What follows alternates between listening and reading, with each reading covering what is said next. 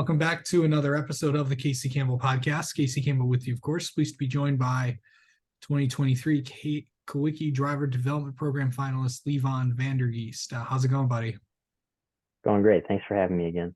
Yep, no problem. So your season wrapped up a few months ago, but with the program wrapping up a few days ago, just kind of talk about your year. Just obviously I'll get into some details, some other things, but overall, how do you think your year went? I think we made an improvement from last year. There's definitely parts of the year I wish that would have went better, but we're making strides forward, which is what is important. I don't think we're going backwards. We found a lot more speed this year that we didn't have last year. We still had a lot of mechanical problems, but I think moving forward, we've finally solved them all. We had a pretty good end of the season, so I'm looking forward to next year. I'm feeling really positive about it. Yeah. Okay. So I know that, I know you had a lot of ups this year. You've also had a lot of downs with some, with mechanical issues and other things. What was it just like to deal with this year? Because, there were some times that were pretty good. And you got to win at Golden Sands and all that, but there were some pretty frustrating times this year. How do you handle those things? Yeah, I've kind of been pushed to the limits on that stuff over the last 2 years. Had a lot of lows, and the win at Golden Sands this year was really cool. But the thing that kind of keeps me going is that we're not slow. We've been fast at a lot of these tracks, and the fact that I know that the wins are coming, like I can see them coming. We just haven't gotten them yet. It keeps me motivated, and I also feel that like with all of these races that have been so close to being like so exciting and such big accomplishments like falling apart, when it finally does happen, it's gonna mean a lot more to me than if I would have just got it right away. So in a way, I kind of appreciate it. Like I think it's gonna make me into a better driver, make me more appreciative when things finally do go my way. Yeah.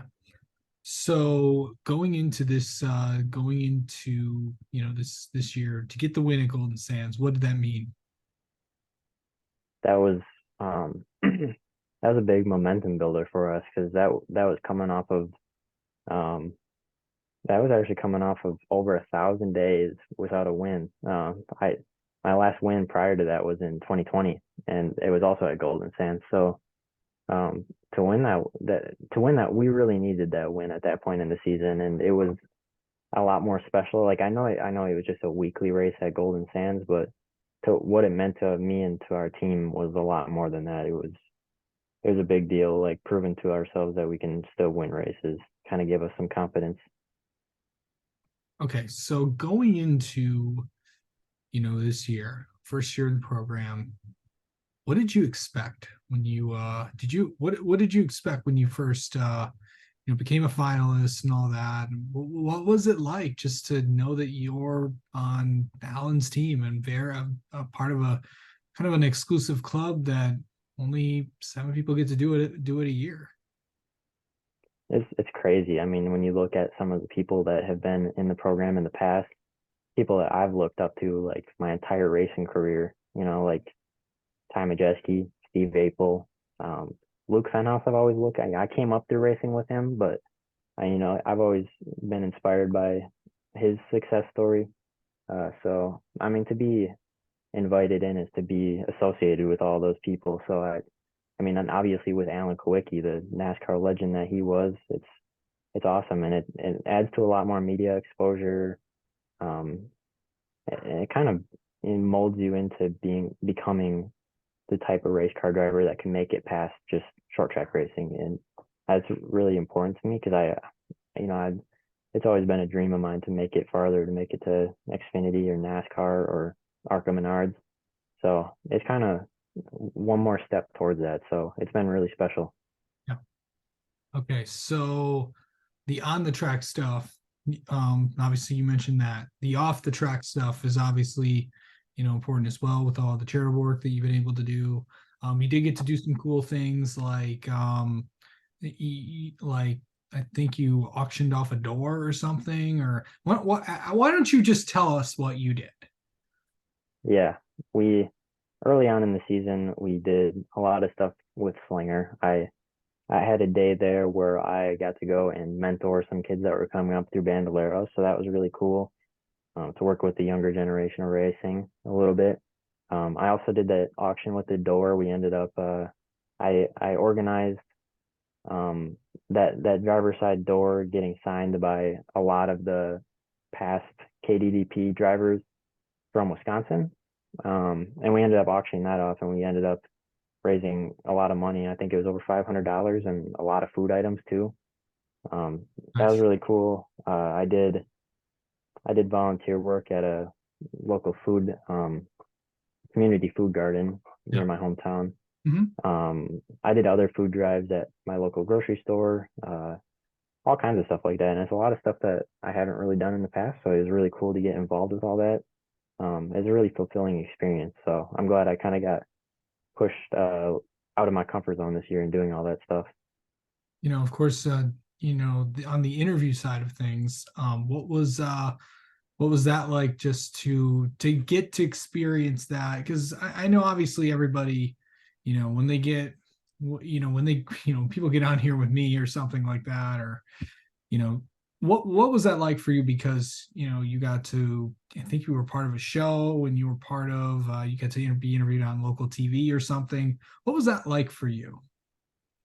Oh yeah, I mean, yeah, talking about like the media exposure that you get from being in the program, it's big. I got onto the front page of Full Throttle magazine this year from being in the program. I got to be on the local news, like you said.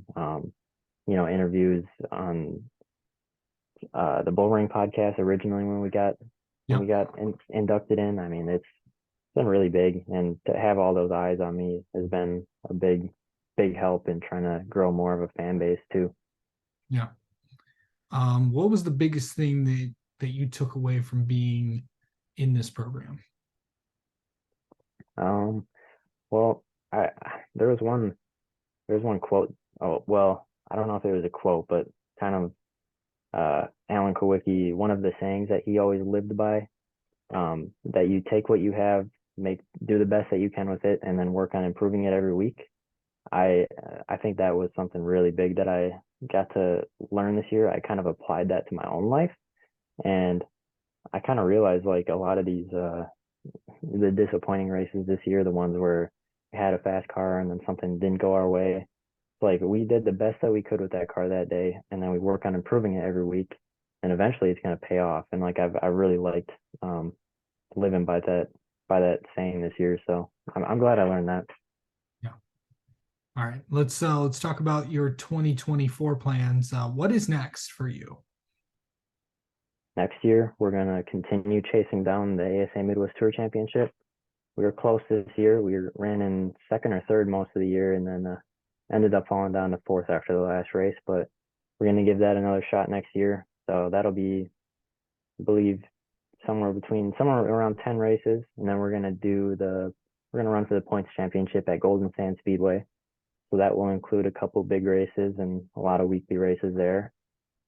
Looking forward to that because I haven't ran for a points championship at a certain track in a long time, since 2016.